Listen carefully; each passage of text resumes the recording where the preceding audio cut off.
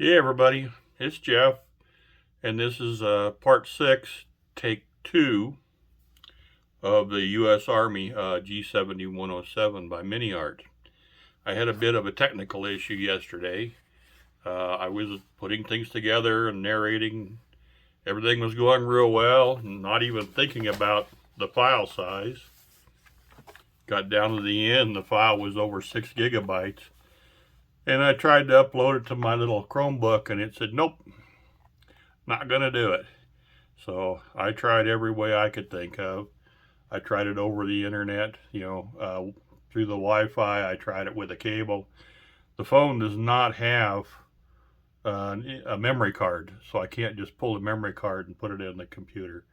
So I watched it on the phone. It works fine, but the computer won't let me upload it. So that footage I can't use. So lesson learned. I guess I need to take a quick little break between each step to keep the file sizes down.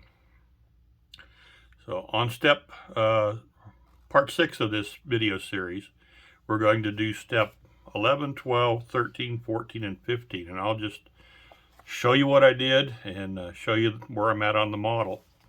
Before we get started, in a previous video on the paint callouts,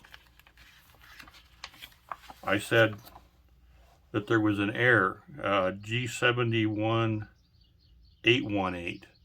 One of my brand new subscribers, Mike, sent me a message and he says, is it possible that could be 71018? Or excuse me, 70818. And I looked, and it is a red leather. 70818 instead of 71818. So that's the color they're calling for, not the red brown is listed in the color names here. So this is what we'll use instead of red brown. So thank you, Mike. I really appreciate you giving me that info.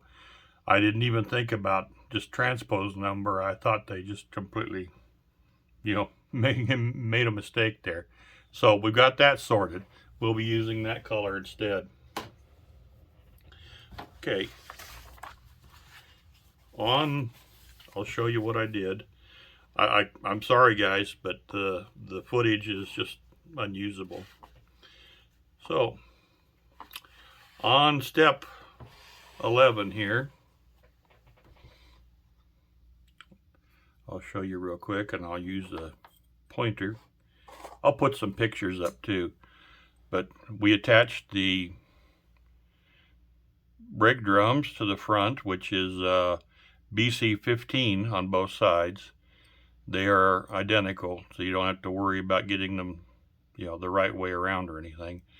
Then we've got BC1, which is the hub on both, and those go on. So that's what that looks like when it's completed. Then we've got A51 and A56 that are this little part here and here. Okay, those go in really easy. The next part, let's see, we have BC5 4 times, and that's these little parts here. Okay, see if I can keep it to where you can see it. And then we've got a A16, which is this little fuel filter right here. I believe that's what it is a fuel filter. And then we put the battery box on. I super glued that on. On the rear we have the brake drums A80 and A81. So those are handed and they're keyed so that you have to make sure you put them on the correct side. And then we have BC16, the brakes with the axle hubs. So that completes step 11. That's all there really is to it. It didn't take too long to get that done.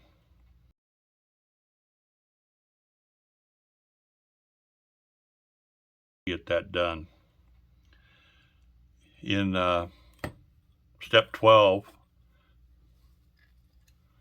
I put the basic part of the engine together. BC2 and BC or excuse me, BF2 and BF3 are the two halves of the engine block. BF29 is the valve cover, which you have to make sure the little hole is toward the front of the engine. The intake and exhaust sit on this side, spark plugs and distributor on this side. So that's the front. So this little hole goes in that direction. And then on the oil pump, the sump goes toward the back. So that's just 4 pieces. That's real easy to put together, and that's step 12 completed.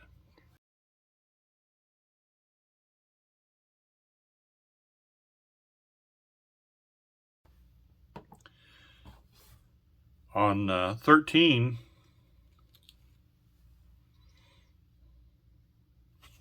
get my little pointy thing here. First thing we did was we put the transfer case in, which is right here.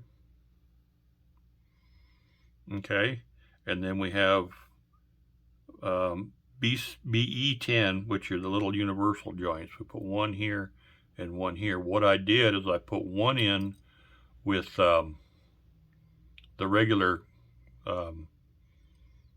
extra thin. Then I put the drive shaft in and lined the U-joints up. Then I did the same thing with the back so that everything was lined up correctly. It all fit just fine. You just got to take your time. One thing to mention on the drive shafts, this is a fairly heavy piece of plastic here, and then it gets real narrow where the slip joint is, and then it gets bigger again, and that's a point where it could stress and break. So take your time with that. I didn't break them, but I stressed them a little bit. You could kind of see they were turning white. So be real careful with those or you'll have to put them back together. I put the steering arm on, which is right here. It goes from the frame down to the front end. If you guys can see that. So that's all on. Then we put the spare tire carrier on. Now, according to the directions, it says it's got a little icon here that you need to make a cut. And there's a little bit of plastic here that sticks out that keeps this from setting tight up against the frame. So you have to take a knife and you have to just scrape a little bit of plastic away. And then this fits up nice and tight to the frame. We also have a couple of little bitty parts. A51 and A50 are, it's supposed to be a little latch and a little bolt that goes on here. They're both extremely tiny. What MiniArt does for extra detail that you probably won't ever be able to see is they give you some bolt heads. Let me grab those.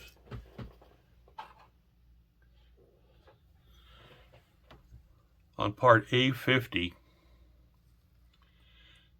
it's a series of bolt heads. Okay, and I sliced one off with my knife. I sharpened the blade really good. I sliced that off. They do give you several extra, and I think this is the only one you're actually going to need for this kit. So when I'm all finished, if I don't need any more, I'll cut that little sprue off and I'll save that. That way, if I'm building another model at some point in the future, if I have to sand off a bolt or, you know, one's not molded correctly or something, I've got 5 or 6 more bolts that I can use to replace the detail with. So when you're building the kits, save those.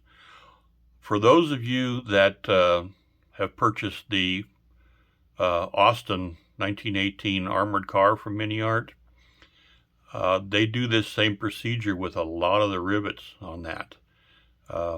They give you a whole bunch of rivets down the side of the sprue, and what they want you to do is take a sharp knife and slice those off and then glue them on the outside of the car for more detail. And it's up to you if you want to do it or not. But in the molding, in order to mold everything correctly, they can't mold those rivets in place. or it would lock the part in the mold. So keep that in mind when you guys are building those, because you're going to have to slice the rivets off, or come up, you can use a die punch or something and punch out rivets, or do something, or just, not put them on. It's up to you. But anyway, that's the way MiniArt does with a lot of their detail parts. And I'll take a picture. It's really hard to see, but right here is the bolt head, and right here is the little latch. This is part A52. I think what this is supposed to be is a release. There's a hinge in there, and the spare tire will mount on here, and then if they have to change the tire, they pull this handle and it releases this so it folds down, and then they can take the spare tire off without actually having to lift it up on there. And then when they have the spare change, they put the old one on there, and kind of it folds up and locks in place. That pretty much finishes part 13.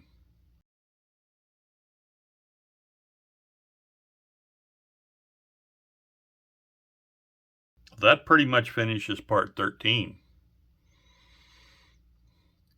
Okay, on 14 is very simple. It's just two parts, and it's A23 and A44. I've already crossed these off, so they're kind of hard to read. They go right here. And there's a real good locating part inside here. So those go on, and there's really no doubt about where they go.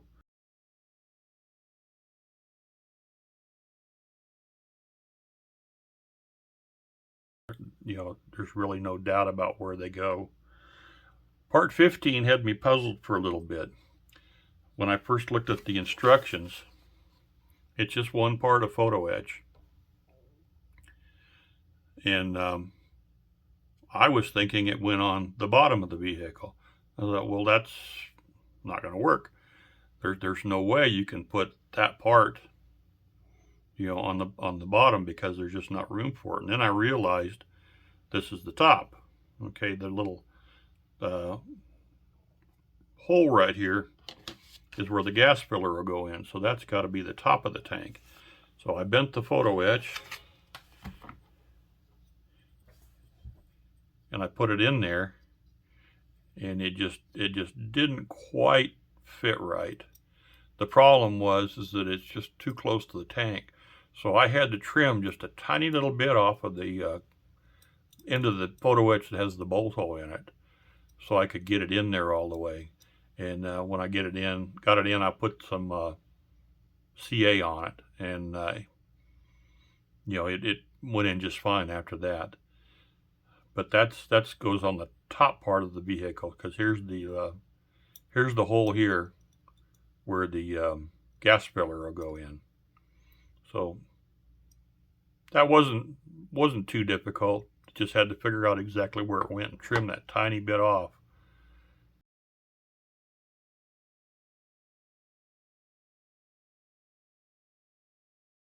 And it all went together just fine. Okay. So this is running into about 13 minutes. I don't want to go too long. I guess future videos, after every step, I'll need to make a cut to keep the file sizes down. But that's what she looks like. I'll put some pictures up too, just to show a little more of the details. But it's coming right along. It looks really good. No real issues at all, except for my video. Alright guys, I appreciate all the subscribers. I'm up to 80 now. I've only been doing this for about not quite 3 months, and I'm already up to 80. I really appreciate the shout outs and stuff that you guys do for me. I'm making a lot of friends doing this. I hope to make a bunch more. Don't forget, this was made in the Ukraine. So these people are fighting right now. They're out of work. I don't even know if their factory still exists or not. Looking at some of the pictures on the news, I don't know. You know, they're bombing a lot of stuff right now, so I'm hoping that everybody that works at MiniArt and all the other model companies and all of Ukraine are safe. I know that they're going through a real tough time, but if you're going to buy a kit in the near future, think about buying a kit from the Ukraine. And maybe when they get back to work, that way they'll have plenty to do. So thanks for watching, guys. I'll get this uploaded as quick as I can, and we'll look forward to doing part 7 in the very near future. Thanks, guys. Bye.